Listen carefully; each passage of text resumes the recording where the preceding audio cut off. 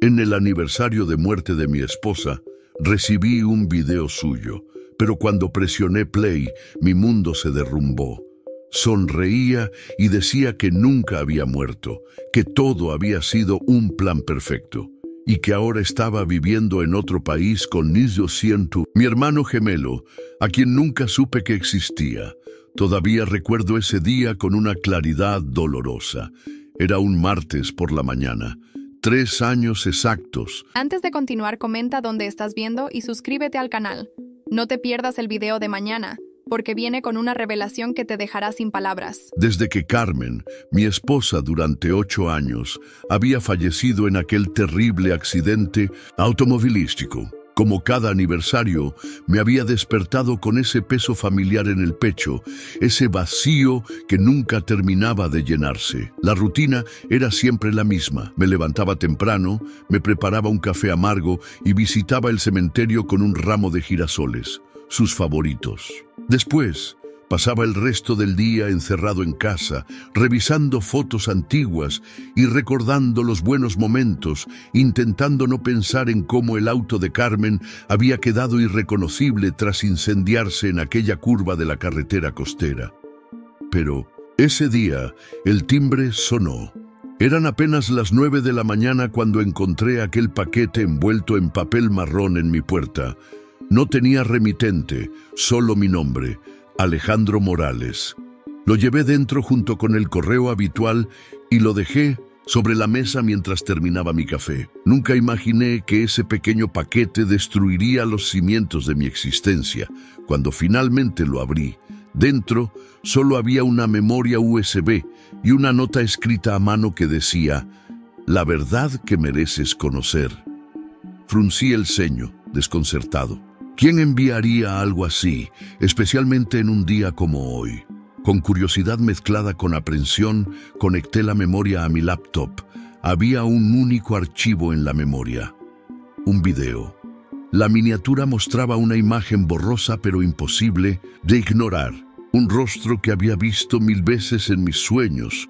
Un rostro que había besado, que había amado, que había llorado. Carmen. Mi mano tembló sobre el mouse. El corazón me latía con tanta fuerza que podía sentirlo en mis oídos. Por un momento, pensé que estaba alucinando. Quizás el dolor del aniversario me estaba jugando una mala pasada. Pero la imagen seguía allí, inmóvil, esperando a que yo la activara. Respiré hondo y presioné play. «Hola, Alejandro». Su voz. Era su voz. El mismo tono suave con ese ligero acento del sur. Carmen me miraba desde la pantalla, sonriendo. No, era un video antiguo. Su cabello era diferente, más largo de lo que lo recordaba, con algunos mechas rubias que nunca le había visto. Llevaba un vestido blanco veraniego que no reconocí.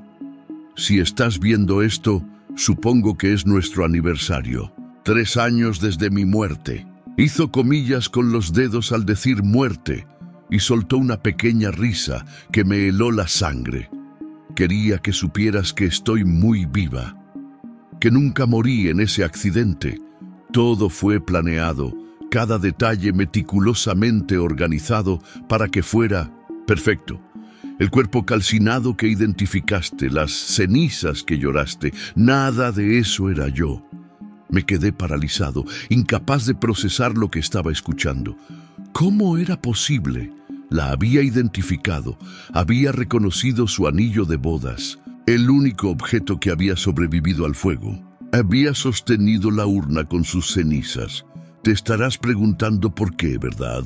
¿Por qué desaparecería así, dejándote creer que había muerto? Carmen se acomodó en lo que parecía ser una silla de playa. Detrás de ella podía ver una piscina reluciente y palmeras meciéndose suavemente. Un lugar tropical, lujoso, muy lejos de nuestro modesto apartamento en Madrid. La respuesta es complicada y simple a la vez. Conocí a alguien que me ofreció la vida que siempre soñé. Alguien que, curiosamente, te conoce mejor de lo que te imaginas. La cámara se movió y entonces apareció él. Por un segundo, creí estar viendo un espejo, El mismo rostro, los mismos ojos, la misma nariz, pero con una sonrisa que yo nunca había esbozado, confiada y casi cruel. Te presento a Daniel, tu hermano gemelo, el hermano que nunca supiste que tenías. Daniel pasó su brazo alrededor de los hombros de Carmen con una familiaridad que me revolvió el estómago. «Hola, hermanito», dijo con voz idéntica a la mía, pero con un tono burlón que nunca había escuchado salir de mi propia boca. Lamento que nos conozcamos en estas circunstancias, pero Carmen pensó que ya era hora de que supieras la verdad. Mi cabeza daba vueltas. Un hermano gemelo. Era imposible. Mis padres nunca habían mencionado nada semejante. Siempre había sido hijo único. O eso me habían hecho creer. Verás, Alejandro, continuó Carmen, Daniel y yo nos conocimos hace 4 años, en aquel congreso de arquitectura en Barcelona al que no quisiste acompañarme. La conexión fue inmediata. No solo era idéntico a ti físicamente, sino que tenía todas las cualidades que a ti te faltaban: ambición, pasión, audacia. Cada palabra era una puñalada. 8 años de matrimonio, los planes que habíamos hecho juntos, el futuro que habíamos imaginado, en todo había sido una mentira. Planeamos durante meses cómo desaparecer. Necesitábamos tu dinero, claro, la herencia de tus padres, esos ahorros que guardabas tan celosamente y que nunca querías tocar. Daniel me ayudó a acceder a tus cuentas. Fue fácil con su cara, ¿sabes? Los bancos nunca sospecharon.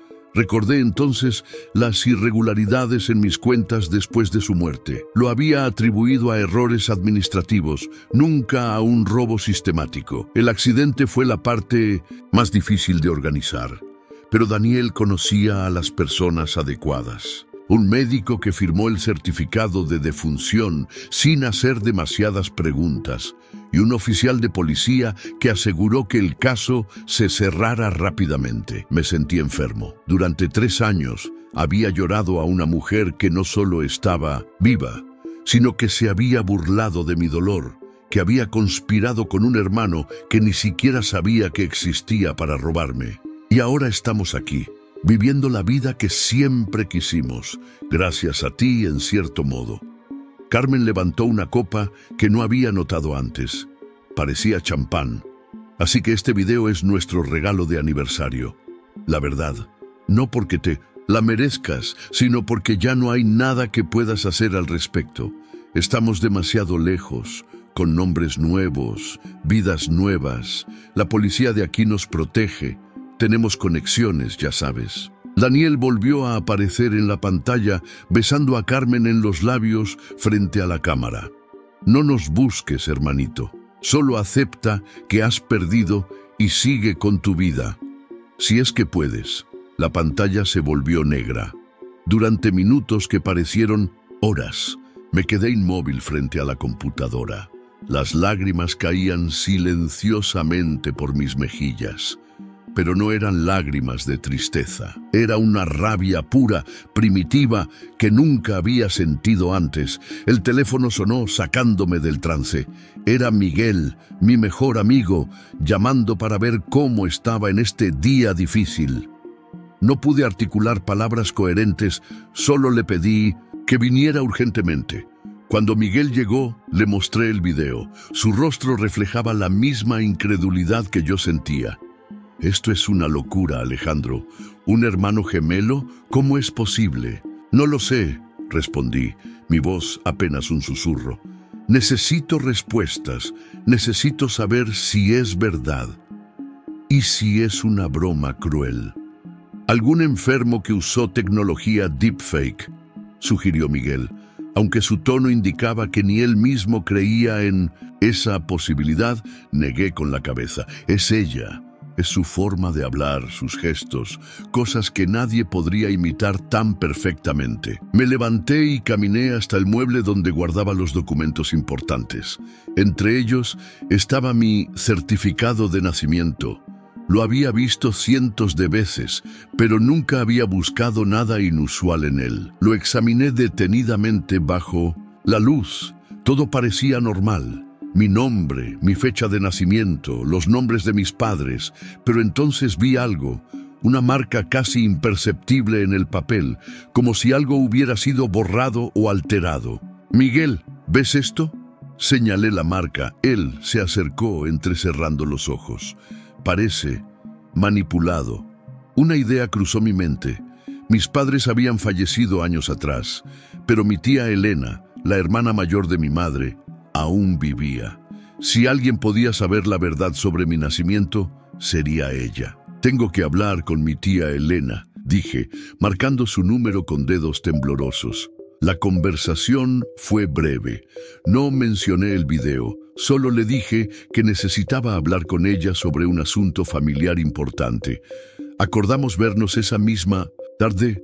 Mientras esperábamos la hora, Miguel y yo revisamos el video una y otra vez, buscando pistas sobre su ubicación. Las palmeras y el estilo de la piscina sugerían un resort tropical, quizás en el Caribe o el sudeste asiático. Pero era imposible determinar con exactitud dónde estaban. «Si esto es verdad», dijo Miguel, «si realmente tienes un hermano gemelo y Carmen está viva, ¿qué piensas hacer?». La pregunta me tomó por sorpresa. No había pensado más allá del shock inicial. ¿Qué haría? ¿Denunciar el fraude? ¿Intentar encontrarlos? ¿Vengarme? «Primero necesito la verdad», respondí finalmente. «Toda la verdad. Luego decidiré». La casa de mi tía Elena estaba en las afueras de la ciudad, una pequeña villa donde vivía sola desde la muerte de mi tío. Cuando llegamos, nos recibió con una sonrisa cálida que se desvaneció al ver mi expresión. «Alejandro, ¿qué ocurre? Pareces haber visto un fantasma». «En cierto modo, así es», respondí. «Tía, necesito que me digas la verdad sobre mi nacimiento. ¿Tuve un hermano gemelo?». Su rostro palideció instantáneamente. Se dejó caer en el sofá, como si las piernas ya no pudieran sostenerla. «¿Cómo? ¿Quién te dijo eso?». Esa reacción fue toda la confirmación que necesitaba. El nudo en mi estómago se apretó aún más. «Entonces es cierto. Tengo un hermano. ¿Por qué nunca me lo dijeron?». Elena miró hacia la ventana, evitando mis ojos. «Fue decisión de tus padres, Alejandro. No me correspondía a mí contradecirlos». «¿Decisión? ¿Qué decisión? ¿Separar a dos hermanos? ¿Ocultarme la existencia de mi propio gemelo durante toda mi vida?». Mi tía suspiró profundamente. «Era una época difícil. Tu padre acababa de perder su trabajo. Tu madre estaba enferma. No podían mantener a dos bebés. La familia de María, una amiga íntima de tu madre, no podía tener hijos y se ofreció a adoptar a uno de ustedes. Y simplemente decidieron deshacerse de uno de sus hijos como si fuera un objeto. Decidieron que yo nunca debería saber que tenía un hermano». Las lágrimas corrían por las mejillas arrugadas de Elena. «Lo siento tanto, Alejandro. Intenté convencerlos de que te dijeran la verdad cuando fueras mayor, pero tu madre temía que los odiaras, que intentaras buscar a tu hermano y que eso complicara las cosas». «¿Complicar las cosas?». Mi voz se elevó. «Mi esposa fingió su muerte y se fugó con mi hermano gemelo. Me robaron todo. ¿Eso no es lo suficientemente complicado?». Elena me miró atónita. «¿Qué estás diciendo? Carmen está viva». Le mostré el video. Con cada segundo que pasaba, el horror en su rostro crecía. «Dios mío», susurró cuando terminó. «No tenía idea. Lo siento tanto, Alejandro». «Necesito saber todo sobre él», dije con determinación. «Su nombre completo, quién lo adoptó, dónde creció, todo». Elena asintió lentamente. «Se llama Daniel Morales Vega. Conservó tu apellido paterno. La familia que lo adoptó, los Vega, eran adinerados. Tenían negocios internacionales, creo. Según supe, lo criaron en Barcelona y luego se mudaron al extranjero. No he sabido nada de ellos en décadas. Daniel Morales Vega, mi hermano». el hombre que me había robado todo. ¿Por qué?, preguntó Miguel cuando salimos de casa de mi tía. ¿Por qué harían algo así? No tenía respuesta. Solo sabía que la traición era aún más profunda de lo que había imaginado. No solo Carmen me había engañado. Toda mi familia, incluso mis padres, me habían mentido durante toda mi vida. Esa noche, de vuelta en mi apartamento, tomé una decisión. No dejaría que se salieran con la suya. No importaba dónde estuvieran, los encontraría, y cuando lo hiciera, se arrepentirían de haber jugado conmigo. Saqué una botella de whisky que guardaba para ocasiones especiales y serví 2 vasos. Le entregué uno a Miguel, que se había quedado a hacerme compañía por la verdad. Brindé levantando mi vaso, y por la justicia que está por venir. No sabía cómo ni cuándo, pero una cosa estaba clara: esto apenas comenzaba. Y ¿ves? Sería yo quien dictaría las reglas del juego.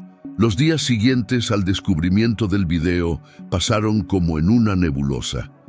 Me tomé una licencia en el trabajo, incapaz de concentrarme en nada que no fuera desentrañar la verdad sobre Carmen y Daniel. Miguel me visitaba diariamente, preocupado por mi estado mental, pero yo apenas notaba su presencia. Mi mente estaba obsesionada con una única misión: reconstruir el rompecabezas de mi vida. Empecé por lo más obvio: las redes sociales. Pasé horas buscando a Daniel Morales Vega en cada plataforma existente, pero no encontré nada.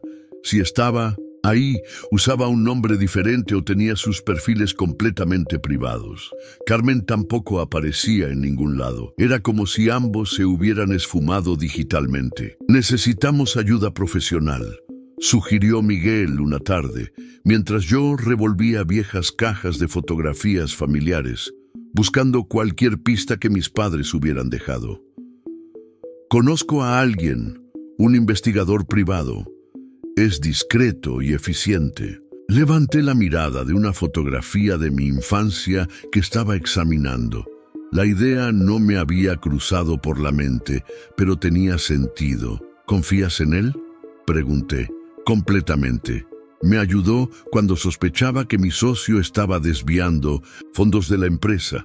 Fue meticuloso y encontró exactamente lo que necesitábamos. Asistí, agradeciendo silenciosamente tener a Miguel a mi lado en este momento. Sin él, probablemente ya me habría derrumbado.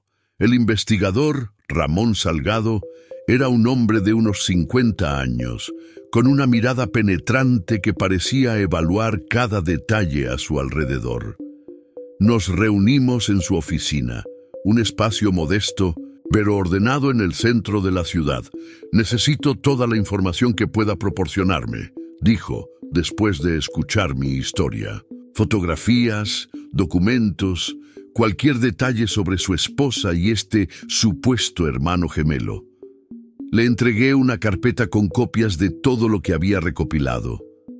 Fotos de Carmen, mi certificado de nacimiento, la información que mi tía Elena me había dado sobre Daniel y una copia del video en otra memoria USB. Esto es inusual, comentó después de ver el video. En mis 20 años como investigador nunca había visto algo así. ¿Puede encontrarlos?, pregunté, directo al punto. Ramón se reclinó en su silla pensativo. Puedo intentarlo. La ubicación en el video parece ser un resort de lujo, posiblemente en el sudeste asiático o el Caribe, como señaló su amigo, pero necesitaré tiempo y no será barato. El dinero no es problema, respondí. Era cierto. Aunque Carmen y Daniel habían robado una cantidad considerable, todavía me quedaban ahorros y mi trabajo en la consultora de ingeniería pagaba bien. «Hay algo más que debo preguntarle, señor Morales», dijo Ramón con tono serio. «¿Qué piensa hacer si los encuentro? ¿Cuál es su objetivo?». La pregunta me tomó desprevenido. ¿Qué quería realmente? ¿Venganza? ¿Justicia? ¿Simplemente respuestas? «Quiero la verdad completa», respondí finalmente. «Y quiero recuperar lo que me robaron. No solo el dinero, sino mi dignidad». Ramón asintió lentamente. «Entiendo. Comenzaré de inmediato y lo mantendré informado. Mientras esperábamos noticias del investigador, decidí indagar más en mi propio pasado. Mi tía Elena me había dado el nombre de la familia que adoptó a Daniel Los Vega. Con esa información, empecé a buscar registros antiguos, anuncios en periódicos, cualquier cosa que pudiera darme una pista sobre ellos. Fue en el archivo municipal donde encontré la primera conexión real. Un recorte de periódico de hace 30 años mencionaba a Francisco Vega, un empresario del sector inmobiliario, inaugurando un nuevo desarrollo en las afueras de Barcelona. En la fotografía, junto a él, estaba una mujer elegante identificada como María Vega y un niño pequeño al que el pie de foto llamaba el joven Daniel. Mi corazón dio un vuelco al ver esa imagen borrosa. El niño tendría unos 5 años, y aunque la calidad de la foto no permitía distinguir claramente sus rasgos, saber que estaba mirando a mi hermano, a una versión infantil de mí mismo que había crecido en un mundo completamente diferente, me produjo una sensación indescriptible. Los Vega se mudaron a México en 1995, informó la archivista cuando le pregunté si había más información sobre la familia. Fue bastante comentado en su momento. Francisco vendió todas sus propiedades aquí y trasladó sus negocios allá. Se rumoreaba que tenía problemas con Hacienda, aunque nunca se confirmó oficialmente. México era el primer indicio concreto sobre dónde podría haber crecido Daniel. Llamé inmediatamente a Ramón para compartir esta información. Esto es útil, dijo. De hecho, coincide con algunas pistas que he encontrado. Carmen realizó varios viajes a Cancún en los años previos a su supuesta muerte. Según los registros de su tarjeta de crédito, se hospedó en un hotel de lujo 3 veces en un periodo de 18 meses. Cancún, la imagen de las palmeras y la piscina en el video encajaba perfectamente con ese destino. ¿Crees que siguen ahí? Es posible, o podría ser solo donde se conocieron. Estoy siguiendo algunas pistas más. Necesito unos días para confirmar. Cuando colgué me sentí energizado por primera vez en semanas. Estábamos avanzando. Las piezas empezaban a encajar, pero entonces mi teléfono sonó nuevamente. Era un número que no reconocí. Alejandro Morales, una voz femenina desconocida. Sí, ¿quién habla? Me llamo Laura Vega, soy. Bueno, supongo que soy tu hermanastra. Daniel es mi hermano adoptivo. Me quedé sin palabras, incapaz de procesar lo que acababa de escuchar. Sé que esto debe ser un shock para ti, continuó ella ante mi silencio. Daniel nunca supo que tenía un hermano gemelo hasta hace unos años. Nuestros padres se lo ocultaron, igual que a ti. ¿Cómo conseguiste mi número? Logré preguntar finalmente. No fue difícil. He estado siguiendo tu carrera desde que Daniel descubrió tu existencia. Siempre sentí que merecías saber la verdad, pero mi hermano, él lo vio de otra manera. ¿Qué quieres decir? Laura suspiró audiblemente. Daniel siempre ha sido complicado.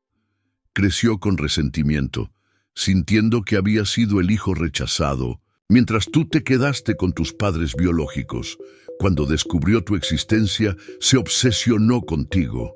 Seguía cada detalle de tu vida, comparándose constantemente. Mi mente daba vueltas. Daniel me había estado observando durante años, sin que yo lo supiera.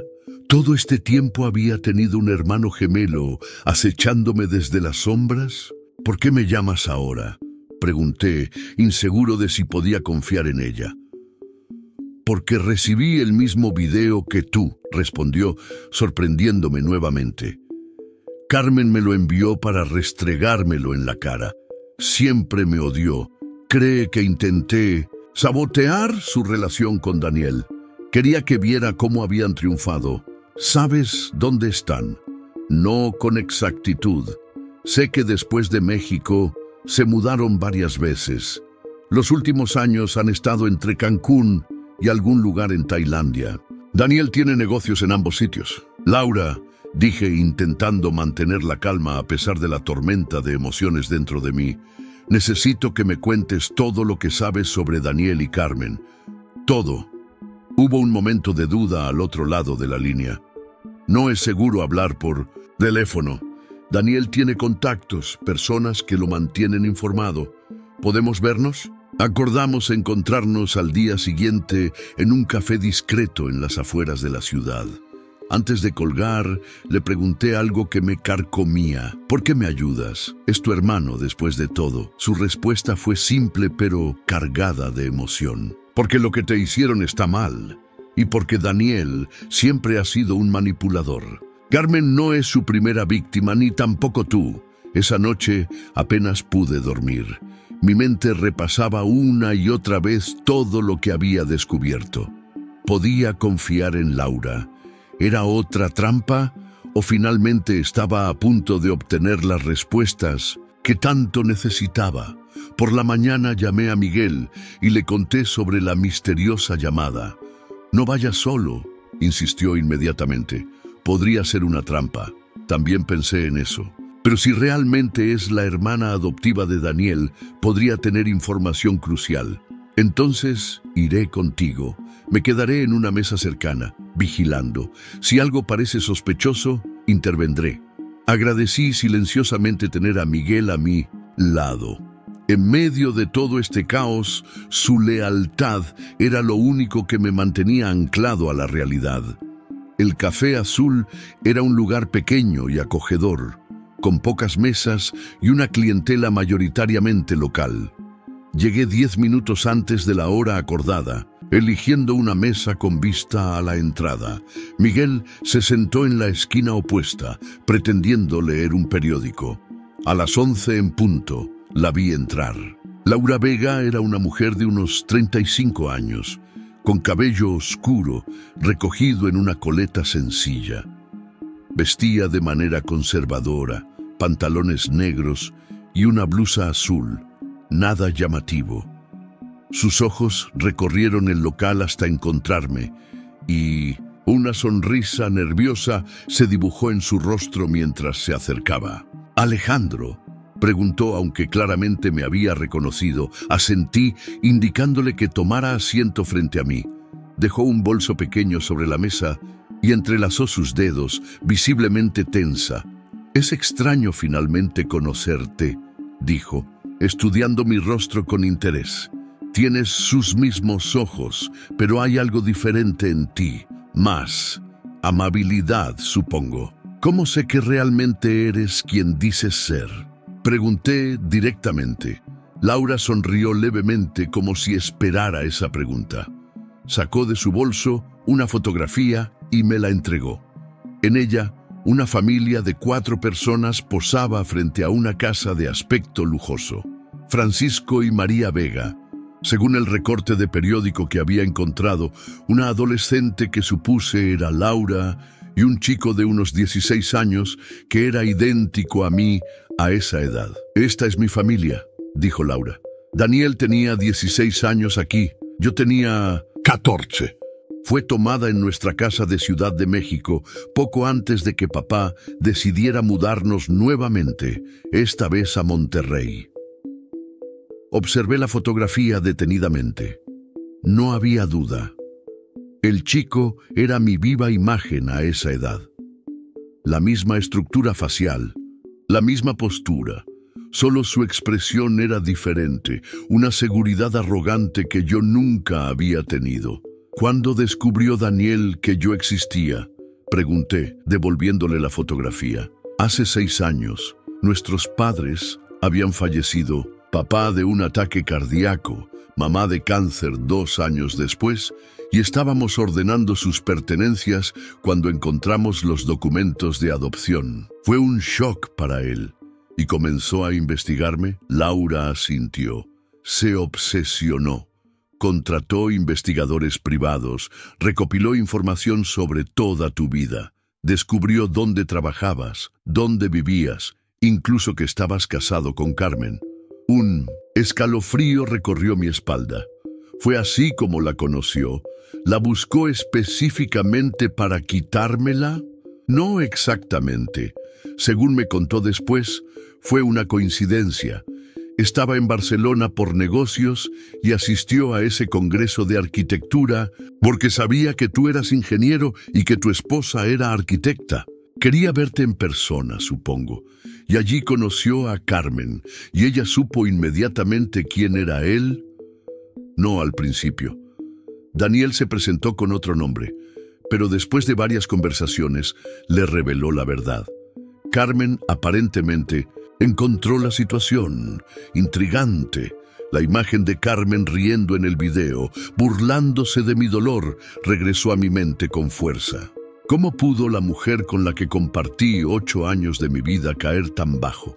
¿Por qué fingir su muerte? Podría simplemente haberme pedido el divorcio. Laura tomó un sorbo del café que había pedido mientras hablábamos. Por el dinero, principalmente. Carmen descubrió, a través de Daniel, que habías recibido una herencia considerable de tus padres, dinero que mantenías en una cuenta separada y que apenas tocabas. Además, estaba el seguro de vida que habías contratado para ambos. Un divorcio le habría dado solo una parte, pero siendo tu viuda, podía reclamarlo todo. Completé con amargura, y usó a Daniel, con su cara idéntica a la mía, para acceder a las cuentas sin levantar sospechas. Exacto. Y Daniel, él siempre ha sentido que la vida te dio todo lo que a él le negaron. Tú creciste con tus padres biológicos, mientras que él, a pesar de la riqueza material, siempre supo que era adoptado. Cuando descubrió que tenía un hermano gemelo, uno que había sido elegido para quedarse, algo se quebró en él. Laura hizo una pausa, mirando nerviosamente a su alrededor antes de continuar. Juntos planearon todo meticulosamente durante más de un año. Carmen empezó a desviar pequeñas cantidades de tus cuentas conjuntas a una cuenta offshore que Daniel había establecido. Después, cuando tuvieron suficiente para comenzar su nueva vida, organizaron el accidente. ¿Cómo lo hicieron?, pregunté, aunque parte de mí temía conocer los detalles. Daniel tenía conexiones a través de sus negocios, algunos no precisamente legales. Consiguieron un cadáver de la morgue, una mujer de complexión similar a Carmen. El médico forense que firmó el certificado de defunción era un viejo amigo de mi padre, alguien que le debía favores. Las circunstancias del accidente, el coche incendiado, el cuerpo calcinado, se eligieron específicamente para dificultar la identificación. Pero reconocí su anillo de bodas, murmuré, recordando ese terrible momento en la morgue. Laura asintió con tristeza. Carmen dejó el anillo a propósito. Era la prueba que necesitabas para identificarla sin dudar. Mi estómago se revolvió ante la frialdad calculada de todo el plan. Mi esposa y mi hermano, 2 personas que deberían haber sido las más cercanas a mí, habían conspirado para destruirme completamente. ¿Dónde están ahora?, pregunté, inclinándome hacia adelante. Laura dudó. No puedo darte una dirección exacta.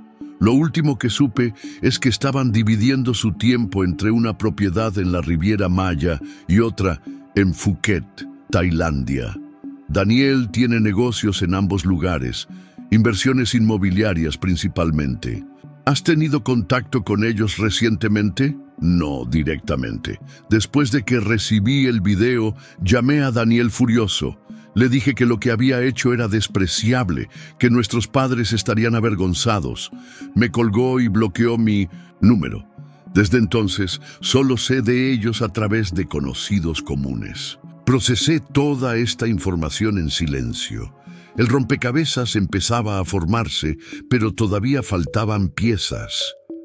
¿Por qué ahora?, pregunté finalmente. ¿Por qué enviar ese video después de 3 años? Laura suspiró profundamente. Conozco a mi hermano. Le gusta alardear, mostrar que ha ganado. Probablemente pensó que ya había pasado suficiente tiempo, que estarías comenzando a superar la pérdida y que era el momento perfecto para destruirte otra vez. Sus palabras me dolieron, pero reconocí la verdad en ellas. Había empezado a sanar, a construir una vida sin Carmen. El video había llegado justo cuando comenzaba a ver un futuro más allá del dolor. «Hay algo más que debes saber», añadió Laura, su voz bajando casi a un susurro. «No todo es tan perfecto como parece en ese video. He oído rumores de que Daniel y Carmen tienen problemas. Aparentemente, él ha tenido varias aventuras y Carmen ha estado bebiendo mucho. La fortuna que te robaron. Gran parte se ha ido en lujos extravagantes y malas inversiones. Esa información debería haberme dado algún tipo de satisfacción, saber que su traición no les había traído la felicidad que esperaban. Pero solo sentí un vacío profundo. «Tengo algo más para ti», dijo Laura, abriendo su bolso nuevamente. Sacó un sobre y me lo entregó. «Son correos electrónicos entre Daniel y Carmen durante el tiempo que planeaban todo.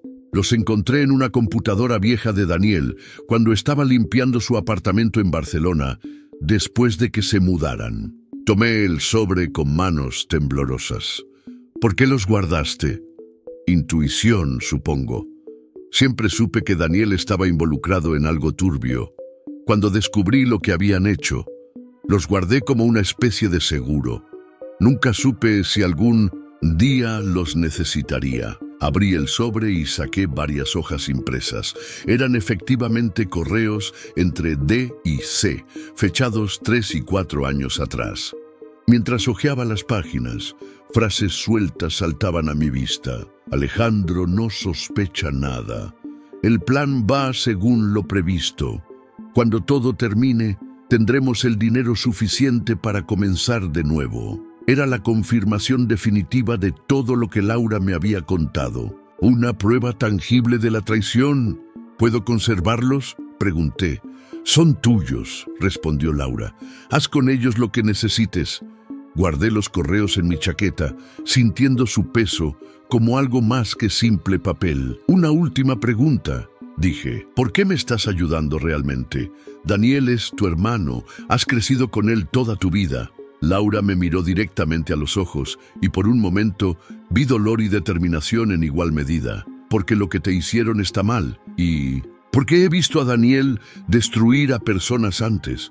Tiene una habilidad para manipular, para encontrar debilidades y explotarlas. Carmen no es la primera mujer que ha seducido para sus propios fines, aunque quizás sea la primera que ha sido una cómplice tan dispuesta». Hizo una pausa. «Y porque creo que mereces justicia, Alejandro. No venganza, sino justicia». Asentí, lentamente, agradecido por su honestidad. «Hay algo más que deberías saber», añadió Laura, mirando su reloj como si calculara cuánto tiempo más podía quedarse. «Daniel tiene miedo. El video fue un alarde, sí, pero también una manera de tantear tu reacción. Quiere saber si intentarás buscarlos, si representas una amenaza». «¿Miedo? ¿De mí?». La idea me pareció absurda. Ellos tenían todo: mi dinero, una nueva vida, el uno al otro. De las consecuencias. Creo que finalmente se están dando cuenta de que las mentiras tienen un precio. Han estado viviendo como fugitivos, cambiando constantemente de ubicación, siempre mirando por encima del hombro. Mientras Laura hablaba, noté que Miguel se había tensado en su mesa. Siguió su mirada hacia la entrada del café y vi a un hombre de aspecto robusto que acababa de entrar, sus ojos escaneando el local con demasiada atención. Laura también lo notó. «Tengo que irme», dijo abruptamente, poniéndose de pie. «Ten. Cuidado, Alejandro. Daniel tiene recursos y si siente que estás cerca». «¿Cómo puedo contactarte si necesito más información?», pregunté también levantándome. «No puedes. Es más seguro así». Dudó un momento y luego añadió. «Pero hay alguien más que podría ayudarte. Javier Mendoza. Era el mejor amigo de Daniel en México. Tuvieron una fuerte discusión hace unos años, algo relacionado con negocios. Él sabe cosas que yo no. ¿Cómo lo encuentro? Tiene un restaurante en Playa del Carmen, El Pescador. Si vas allí, Menciona mi nombre. Sin más palabras, Laura se alejó rápidamente, saliendo por la puerta trasera del café. El hombre de aspecto sospechoso pareció notar su ausencia, frunció el ceño y salió del local casi inmediatamente. Miguel se acercó a mi mesa, alerta. ¿Quién era ese tipo? No lo sé, pero creo que estaba siguiendo a Laura. Miré hacia la puerta, sintiéndome repentinamente expuesto. Vámonos de aquí. Una vez en la seguridad de mi apartamento, extendí los correos electrónicos sobre la mesa. Miguel y yo los leímos detenidamente, cada mensaje revelando más detalles del plan que Carmen y Daniel habían ejecutado. Había referencias a encuentros secretos, a transferencias de dinero, incluso fotos que habían compartido. Carmen y Daniel, abrazados en lo que parecía ser una playa tropical mucho antes de su supuesta muerte. Cada evidencia era un nuevo puñal, pero también una pieza más del rompecabezas que necesitaba completar. «Esto es suficiente para presentar una denuncia», dijo Miguel, señalando los correos.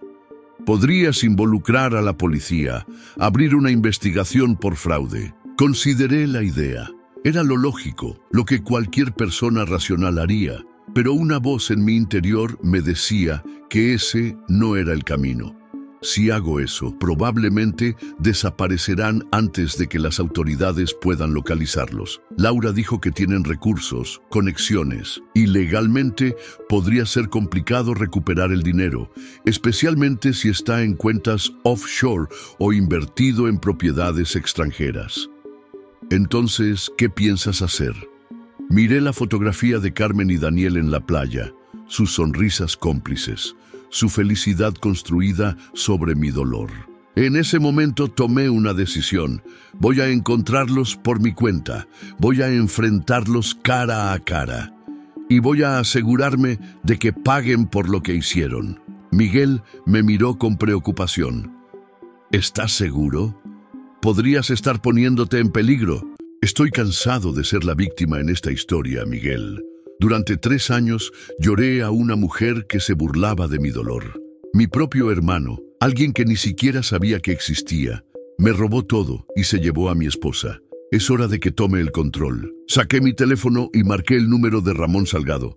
«Señor Morales», contestó el investigador. «Justo iba a llamarlo. Tengo información sobre su esposa y el señor Vega. Te escucho». «Están en México, en la Riviera Maya como sospechábamos. Tienen una propiedad a nombre de una empresa fantasma en una zona exclusiva cerca de Tulum. También tengo confirmación de que el señor Vega ha estado haciendo viajes frecuentes entre México y Tailandia en los últimos meses. Exactamente lo que Laura había dicho. Sentí una mezcla de validación y determinación creciendo dentro de mí. Necesito toda la información que puedas conseguir sobre esa propiedad. Dirección exacta, rutinas, quién más vive allí, todo. ¿Planea ir allí, señor Morales? La voz de Ramón sonaba cauta. Sí, y necesito que sigas investigando sus finanzas. Laura Vega, la hermana adoptiva de Daniel, me dijo que han tenido problemas económicos recientemente. Quiero saber exactamente dónde está mi dinero. Hubo un breve silencio al otro lado de la línea. Entiendo. Le enviaré toda la información en cuanto la tenga, pero debo advertirle, señor Morales, esto podría ser peligroso. Estas personas han demostrado que no tienen escrúpulos. Lo sé, y estoy preparado. Cuando colgué, Miguel me miraba con una mezcla de admiración y preocupación. Si realmente vas a hacer esto, no irás solo, dijo con firmeza. Voy contigo, le sonreí agradecido. En medio de toda esta traición, su lealtad era como un faro en la oscuridad. Gracias, amigo. Vamos a necesitar un plan, uno tan meticuloso como el que ellos usaron contra mí. Esa noche, mientras ordenaba los correos electrónicos y hacía notas sobre todo lo que había descubierto, me encontré mirando nuevamente la fotografía de Carmen y Daniel, sus rostros sonrientes, ajenos al dolor que habían causado. Por primera vez desde que recibí el video, no sentí solo dolor o rabia. Sentí determinación. «Disfruten mientras puedan», murmuré a la imagen, «porque pronto sabrán lo que se siente cuando el cazador se convierte en presa». El juego había cambiado, y esta vez yo establecería las reglas. Las semanas siguientes fueron un torbellino de preparativos y descubrimientos cada vez más impactantes. Ramón Salgado resultó ser tan eficiente como Miguel había prometido. Día tras día llegaba nueva información sobre Carmen y Daniel, piezas que completaban el rompecabezas de su traición. El accidente fue meticulosamente planeado, explicó Ramón, mientras extendía fotografías y documentos sobre mi mesa de comedor una mañana. Consiguieron el cuerpo de una mujer no identificada, de la morgue de un hospital privado.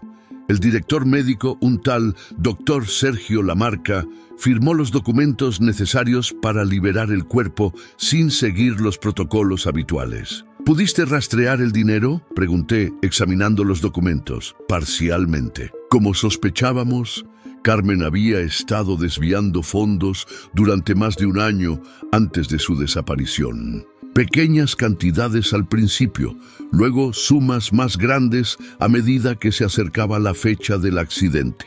El dinero pasó por varias cuentas offshore antes de terminar en una sociedad panameña llamada Gemini Investments. Gemini, repetí con amargura. Qué apropiado.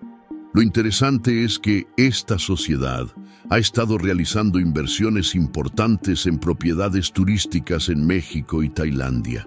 Sin embargo, como mencionó la hermana de Daniel, parece que han tenido problemas financieros recientemente. Varias de sus inversiones inmobiliarias perdieron valor durante la pandemia y han tenido que vender algunos activos a pérdida. Esta información coincidía con lo que Laura me había contado. A pesar de todo el dinero que me habían robado, Carmen y Daniel no estaban en la situación financiera que habían planeado. ¿Has localizado exactamente dónde viven?, preguntó Miguel, que se había sumado a la reunión. Ramón asintió, sacando un mapa detallado de la costa mexicana. Tienen una villa aquí, en una zona exclusiva cerca de Tulum. Está registrada a nombre de Gemini Investments. Es una propiedad de lujo con acceso privado a la playa, seguridad 24/7 y todas las comodidades que puedas imaginar. Estudié el mapa, memorizando la ubicación, mientras Ramón continuaba. También he conseguido esto, dijo, mostrándome un informe detallado. Es la rutina diaria de ambos, basada en lo que he podido observar en las últimas 2 semanas. Carmen pasa la mayor parte del tiempo en la villa. Sale principalmente para ir al spa o a restaurantes de lujo. Daniel es más activo. Tiene una oficina en Playa del Carmen donde gestiona sus negocios. Realiza frecuentes viajes a Cancún por cuestiones empresariales. ¿Qué tipo de seguridad tienen?, pregunté, pensando ya en cómo acercarme a ellos.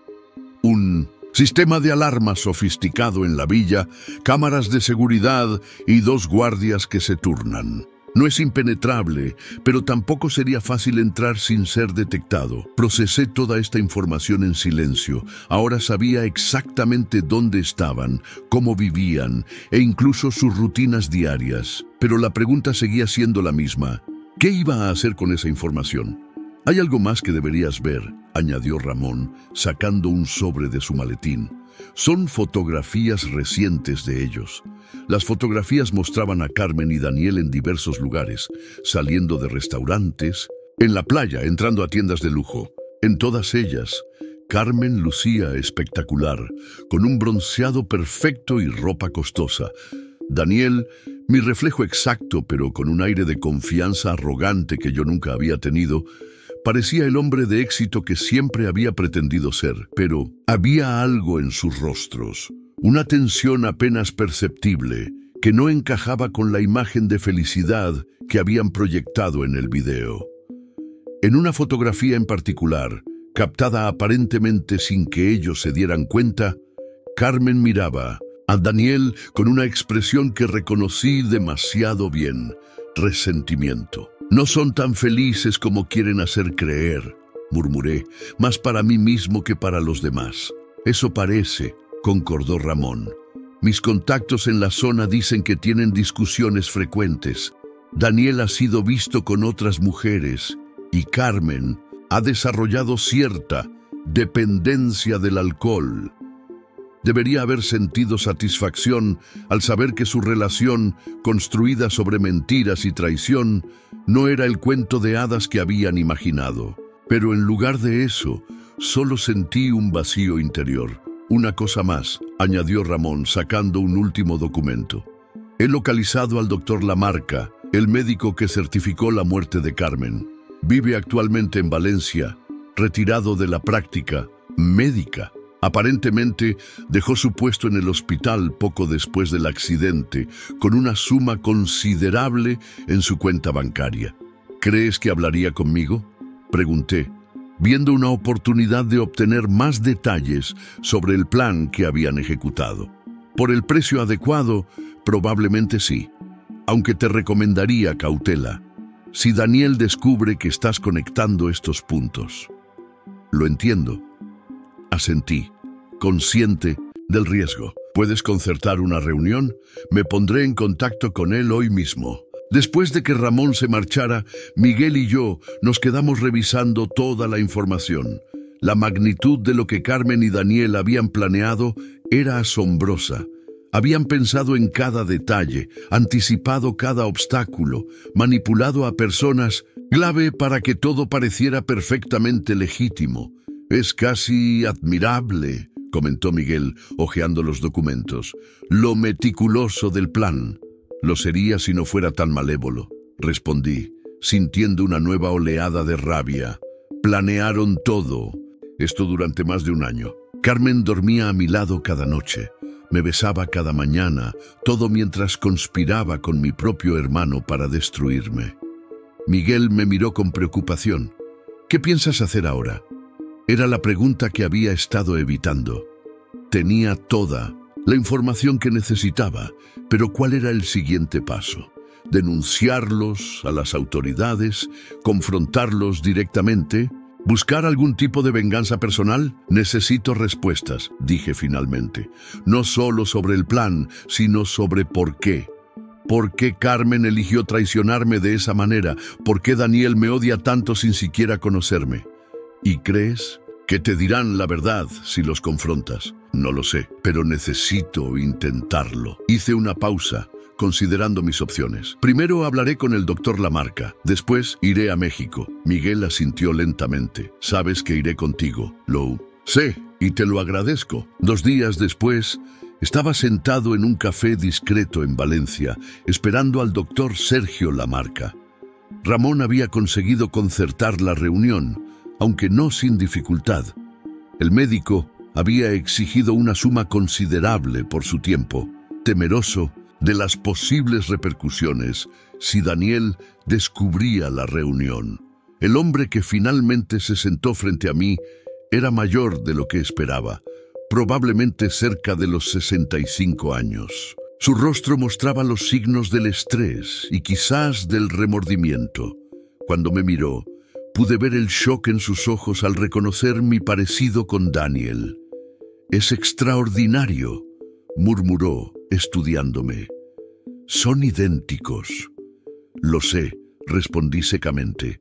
«Por eso fue tan fácil para él suplantar mi identidad, ¿verdad? Con su ayuda, por supuesto». Lamarca tuvo la decencia de parecer avergonzado. «Señor Morales, antes de que comience a juzgarme, debe entender que no conocía toda la historia. Daniel Vega me contactó ofreciéndome una suma importante para ayudar en lo que él llamó un asunto familiar delicado. Me aseguró que nadie saldría herido, excepto yo», respondí con amargura. «Certificó la muerte de una mujer que sabía perfectamente que estaba viva. Ayudó a orquestar un fraude que me destrozó emocionalmente y me costó una fortuna. ¿Cómo puede decir que nadie saldría herido?». Lamarca bajó la mirada.